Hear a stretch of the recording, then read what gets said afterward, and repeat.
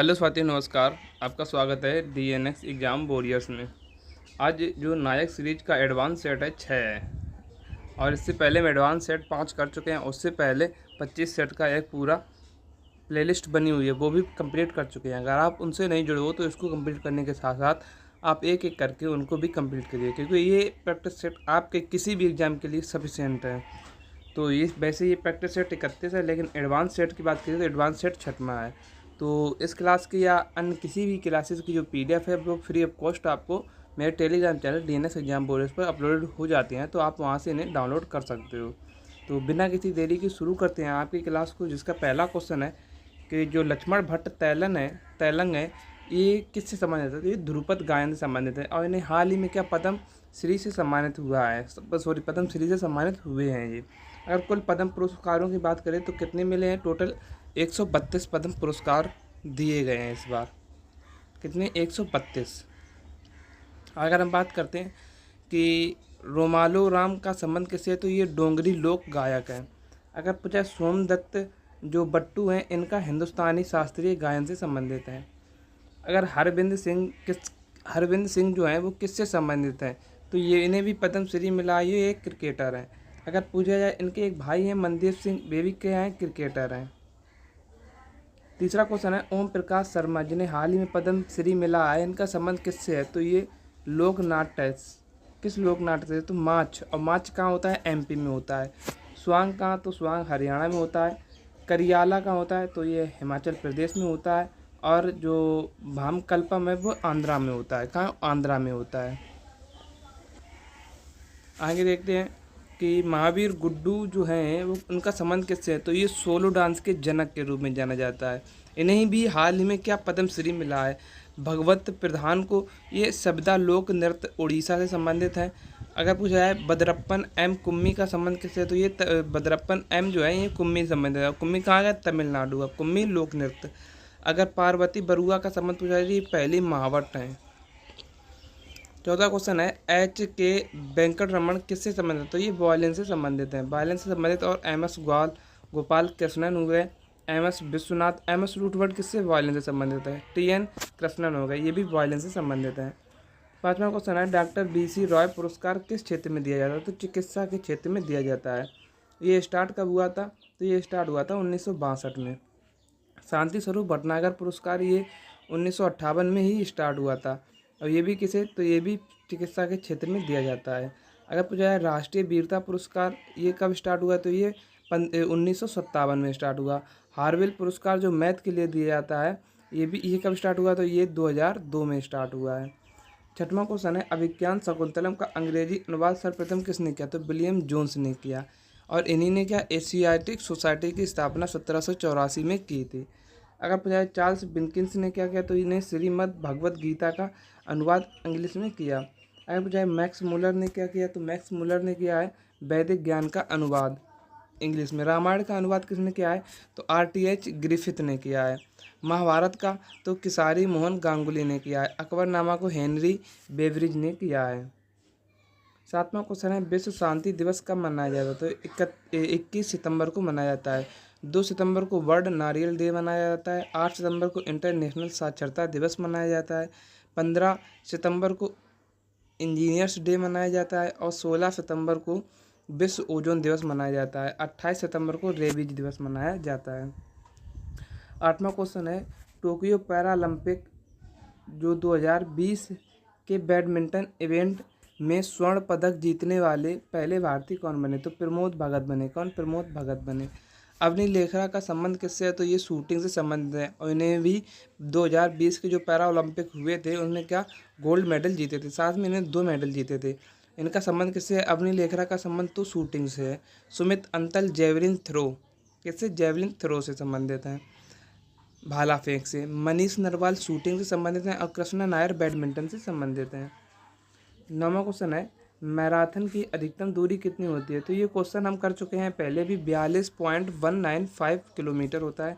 अगर पूछा जाए डेविड्स हॉर्स रेस कितनी, तो 2.4 किलोमीटर की होती है। और फार्मूला 1 रेस में कितने किलोमीटर की होती है? 305 किलोमीटर की होती है। जो खेल हैं, कुछ खेल के जन्मदाता, जैसे शतरंज का जन्मदाता कौन है? तो भारत है। क्रिकेट का इंग्लैंड है, बिलियर्ड्स का फ्रांस है, बेसबॉल यूएसए है, कबड्डी और पोलो स्कूनर इनका जन्मदाता भी भारत है। अगर पूछा जाए कि गेम चेंजर जो बुक है वो किसकी है, तो game changer book Pakistani cricketer Shahid Afridi की है। कटिंग एड्स किसकी है, तो ये जावेद मियांदाद की है। अगर पूछा जाए सुल्तान ए मेमोर किसकी है, तो ये वसीम अकरम की है। वॉरियर रेस किसकी है, तो ये इमरान खान की है। टाइमलेस स्टील किसकी, राहुल द्रविड़ की है। नो स्पिन शेन वॉर्न की है। और टेस्ट ऑफ माई लाइफ किसकी है, तो ये युवराज सिंह की है। लोकसभा की सीटें जनसंख्या के आधार पर आवंटित होती हैं, बिल्कुल सही बात। लोकसभा की सीटों का राज्य के मध्य आवंटन 1971 की जनगणना से हुआ है। जो अभी तक जो अब चल रहा है ये 2000 परिसीमन कब हुआ था, 1971 में हुआ था। अब परिसीमन कब होगा, तो 2026 में होगा, तब सीटें बढ़ेंगी। लोकसभा की जो 543 सीटों पर ही चुनाव होता है, बिल्कुल सही बात है। 500 से 545 सीटें 500 से 545 सीटें ये कब की गई थी, तो ये 1974 में ही की गई थी। अधिकतम 550 सीटें निर्धारित कब की गई, तो 1987 में की गई थी। और 13वां क्वेश्चन है, राज्यसभा कैसा सदन है, तो राज्यसभा एक स्थायी सदन है। ये आर्टिकल 80 में आता है और कार्यकाल इसमें कितना 6 वर्ष का कार्यकाल होता है और प्रत्येक 2 वर्ष में 1/3 सदस्य इसमें अवकाश ग्रहण करते हैं। 14वां क्वेश्चन है, कैबिनेट सचिवालय का अध्यक्ष कौन बना, तो कैबिनेट सचिवालय जो होता है उसका अध्यक्ष कैबिनेट सचिव होता है, जो आईएएस रैंक में सबसे बड़ा पद होता है। इसका जो उद्गम है वो ब्रिटिश शासनकाल में हुआ था, तो कैबिनेट सचिवालय का उद्गम ब्रिटिश शासनकाल में हुआ था। कैबिनेट सचिव और कैबिनेट सचिव जो होता है वो पीएम का सलाहकार होता है, बिल्कुल सही बात है।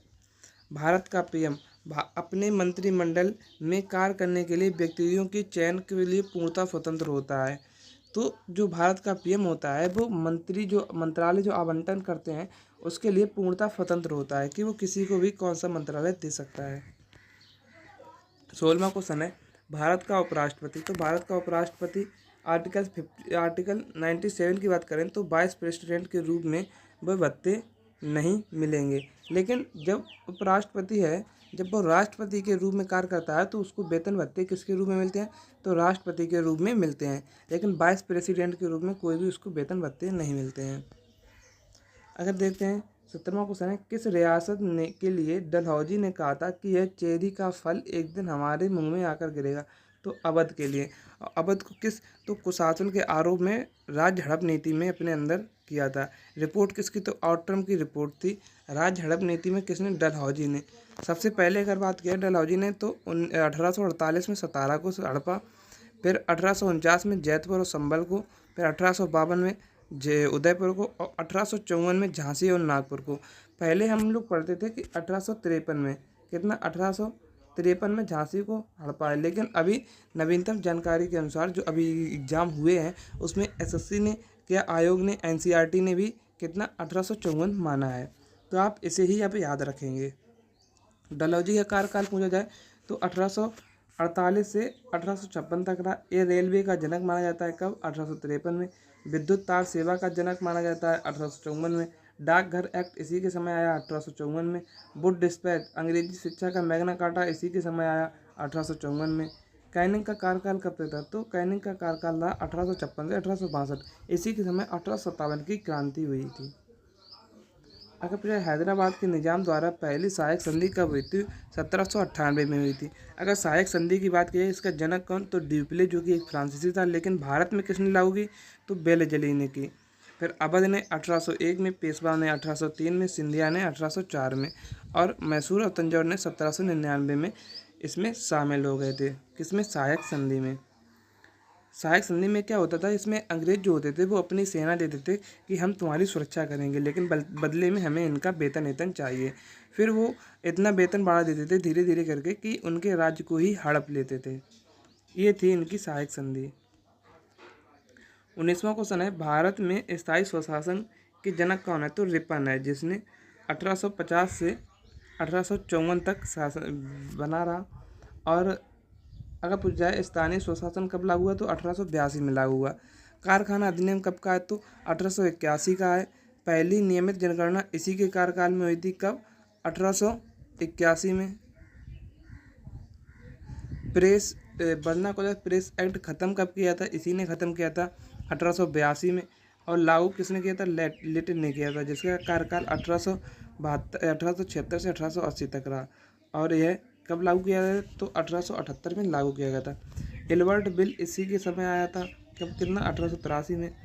कूका आंदोलन कब स्टार्ट हुआ? तो ये 1871 से 1872 के बीच में स्टार्ट हुआ। नेतृत्व इसका तो गुरु राम सिंह और बालक सिंह ने किया था।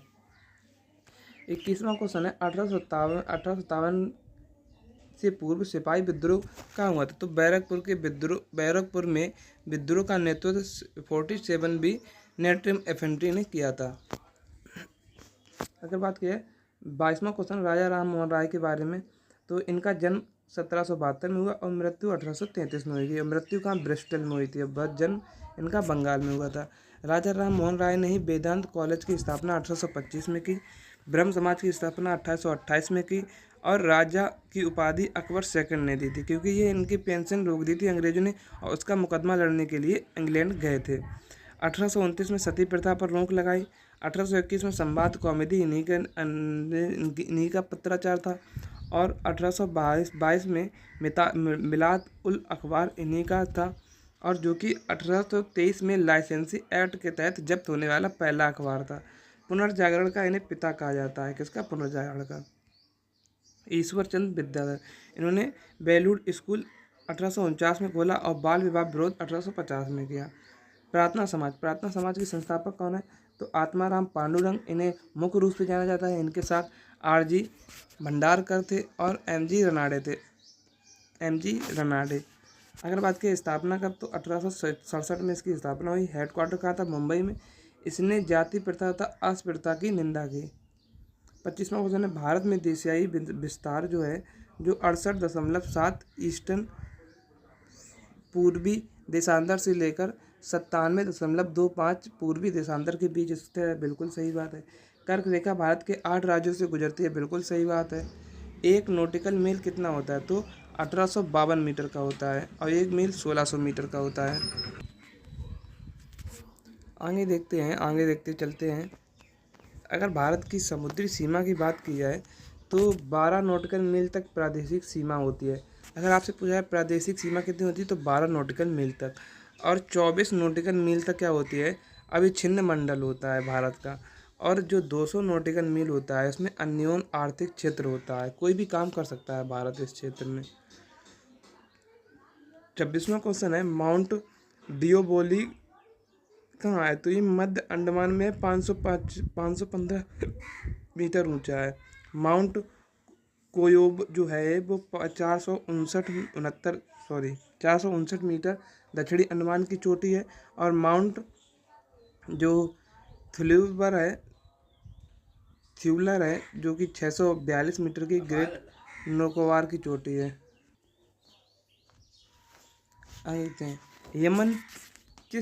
यमन जो पुदुचेरी की 4 ज़िले हैं, अगर 4 ज़िलों की बात हुई तो किस किस राज्य में पड़ते हैं? तो यमन पड़ता है कहाँ? आंध्र प्रदेश में।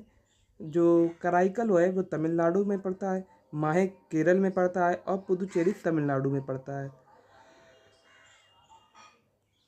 मालाबार तट जो है वो कहाँ से कहाँ तक है? तो कर्नाटक से केरल के मध्य मालाबार तट है।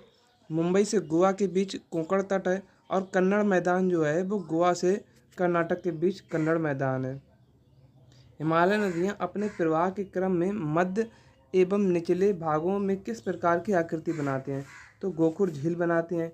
विसर्प नदियाँ भी इन्हें कहा जाता है। डेल्टा का निर्माण भी करती हैं। बाढ़कृत मैदान की कूट भी करती हैं। और गुम्फित वाहियाँ भी ये बनाती हैं। 30वां क्वेश्चन है, गंगा नदी तंत्र भारत का सबसे बड़ा अफवाह तंत्र है। ये बिल्कुल सही बात है। यह अफवाह तंत्र लगभग 8,61,404 किलोमीटर स्क्वायर में फैला हुआ है। बिल्कुल सही बात है। गंगा की लंबाई कितनी है? तो 2525 किलोमीटर गंगा की लंबाई है। 31वां क्वेश्चन है कि गजनेर वन्यजीव अभ्यारण्य कहाँ है? तो गजनेर वन्यजीव अभ्यारण्य राजस्थान में है। केवला देव राष्ट्रीय अभ्यारण्य और रणथंभौर ये भी कहाँ है? राजस्थान में। सिक्किम में मेनम हो गया। काला टोप कहाँ है? तो हिमाचल प्रदेश में है। और अस्कोट वन्यजीव अभयारण्य कहाँ है, तो ये उत्तराखंड में है। 32वां क्वेश्चन है, किसी देश का भुगतान संतुलित किसका व्यवस्थित रिकॉर्ड अभिलेख होता है, तो किसी निश्चित अवधि पर वित्तीय वर्ष में किसी देश के निवासियों और शेष विश्व के बीच समस्त आर्थिक लेन देन को ये भुगतान संतुलन बताता है। किसी देश की जो विदेश मुद्रा का प्रवाह होता है, तो विदेशियों द्वारा उस देश में वस्तुओं और सेवाओं पर किया गया क्रय होता है।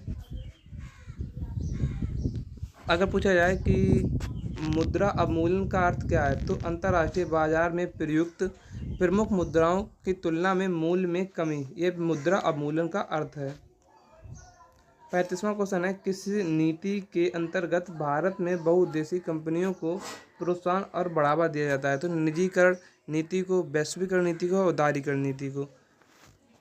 36वां क्वेश्चन है, जब प्रकाश किसी सघन माध्यम से विरल माध्यम में जाता है तो क्या होता है, तो इसकी चाल बढ़ जाती है तथा यह अविलंब की ओर झुक जाता है। पूर्ण आंतरिक परावर्तन के उदाहरण है, मरीचिका बनना किसका उदाहरण है, पूर्ण आंतरिक परावर्तन का। हीरे का चमकना भी पूर्ण आंतरिक परावर्तन का उदाहरण है। प्रकाशिक तंतु का निर्माण भी पूर्ण आंतरिक परावर्तन का उदाहरण है। 38वां, सबसे हल्का अधात्विक तत्व कौन सा है, तो हाइड्रोजन है। द्रव अधात्विक तत्व कौन सा है, ब्रोमीन है, जो कमरे के टेम्परेचर पर भी लिक्विड अवस्था में पाया जाता है। अधातु जिसमें चमक होती है, तो ये आयोडीन है। अधातु जो विद्युत की सर्वश्रेष्ठ चालक है, तो क्या है, ग्रेफाइट है। 39वां क्वेश्चन है, जो सीटेन है संख्या क्या है, तो यह डीजल की गुणवत्ता के प्रचालक के रूप में प्रयुक्त होती है सीटेन। और ऑक्टेन नंबर, तो ये पेट्रोल की गुणवत्ता को नापता है। मानव के गुर्दे की पथरी का रासायनिक नाम क्या है, तो कैल्शियम ऑक्जिलेट है। क्या, कैल्शियम ऑक्जिलेट। टिबिया क्या है, तो टिबिया पैर की हड्डी है। इलियम कूल्हे की हड्डी है। ह्यूमरस भौं की हड्डी है। और क्लेविकल किसकी है, तो ये पसली की हड्डी है। प्रतिवर्ती क्रियाएं, तो भोजन को देखकर लार का स्रावन, ये कैसी क्रिया है, तो प्रतिवर्ती क्रिया है। पर्पल जो फेस्टिवल है वो कहाँ, तो न्यू दिल्ली में मनाया गया। ये अमृत उद्यान न्यू दिल्ली में मनाया और दिव्यांगों के लिए है। इंटरनेशनल पर्पल फेस्ट कहाँ मनाया गया, तो ये गोवा में, और 8 से 13 जनवरी के बीच में मनाया गया। न्यू दिल्ली के कुछ पर्व हैं जो अभी हाल ही में दिल्ली में मनाए गए हैं, जैसे कि भारत पर्व हुआ, विधि उत्सव हुआ, आदि महोत्सव हुआ, और फ्रैंकफोनी मेला कहाँ लगा, तो ये न्यू दिल्ली में लगा। हाल ही में सिक्किम के पहले रेलवे स्टेशन रंगपो स्टेशन की आधारशिला किसने रखी, तो सिक्किम के जो पहले स्टेशन की आधारशिला कहाँ रखी गई, प्रधानमंत्री ने रखी। कौन, पायोंग जिले में रखी। 35वां क्वेश्चन है कि पीएम मोदी ने संत रविदास की प्रतिमा का अनावरण कहाँ किया, तो वाराणसी में। और वाराणसी में ही स्ववेद मंदिर है, जो कि विश्व का सबसे बड़ा योग मंदिर है। 25 मीटर ऊंची ब्रॉन्ज की प्रतिमा का अनावरण किया गया, किसकी, संत रविदास की प्रतिमा का, ब्रॉन्ज की प्रतिमा। 46वां क्वेश्चन है कि घरेलू मैदान पर टेस्ट क्रिकेट में भारत के लिए सबसे ज़्यादा विकेट लेकर इतिहास किसने रचा, तो आर अश्विन ने रचा। कितने, 354 विकेट घरेलू में। और सबसे ज़्यादा विकेट टेस्ट में किसके हैं, तो अनिल कुंबले के 619 विकेट हैं। 47वां क्वेश्चन है कि पीएम मोदी ने दुनिया के सबसे बड़ा खाद्यान्न भंडार कार्यक्रम कितना करोड़ बजट जारी किया, तो 1.25 लाख करोड़ का बजट जारी किया। 48वां क्वेश्चन है कि गगनयान मिशन के लिए कितने अंतरिक्ष यात्रियों को नामित किया गया, तो 4 अंतरिक्ष यात्री को। Group captain Ajit Singh, group captain Ajit Krishnan, group captain Angad Pratap और ग्रुप कैप्टन बालकृष्ण नायर, और विंग कमांडर शुभांशु शुक्ला को भी इसमें किया गया। और ये लास्ट 2024 या स्टार्ट 25 में जाएगा। 49 क्वेश्चन है, स्ट्रीट फास्ट डिफेंडर 2024 सैन्य अभ्यास की शुरुआत किसने की, तो ये नाटो समूह ने की। और नाटो समूह का 32वां मेंबर कौन बना, तो स्वीडन बना। इसका हेडक्वार्टर कहाँ है, तो ब्रुसेल्स में, और स्थापना 1949 में हुई। क्वाड का जो अभ्यास है वो क्या कहलाता है, मालाबार कहलाता है। अगर बात की जाए 50वां क्वेश्चन है, हाल ही में फोर्ब्स की सर्वाधिक कमाई करने वाली एथलीट की लिस्ट में कौन शीर्ष पर रहा, तो क्रिस्टियानो रोनाल्डो रहा। Notes by DNS exam warriors. अब हम बात करते हैं कुछ हाल ही की घटनाएं हैं, जैसे कि भारत के पहले स्किल इंडिया सेंटर का उद्घाटन कहाँ किया गया? तो संबलपुर उड़ीसा में किया गया। कहाँ? संबलपुर उड़ीसा में किया गया। अगर सेमीकंडक्टर नीति को लागू करने वाला पहला राज्य कौन बना? तो गुजरात बना। ट्रैफिक ऑडिट करने वाला पहला राज्य कौन बना? तो बिहार बना।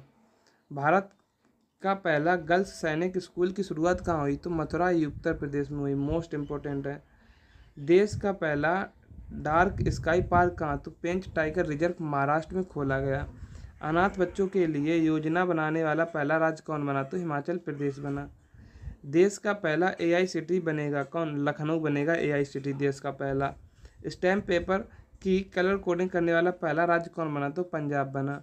अगर बात करें ट्रांसजेंडर के लिए समर्पित भारत की पहली ओपीडी की शुरुआत कहाँ हुई? तो न्यू दिल्ली में हुई। चलने का अधिकार लागू करने वाला पहला राज्य कौन बना? तो ये पंजाब बना। तो हमारे जो 50 क्वेश्चंस हैं उनका रिवीजन यहीं पर समाप्त होता हुआ।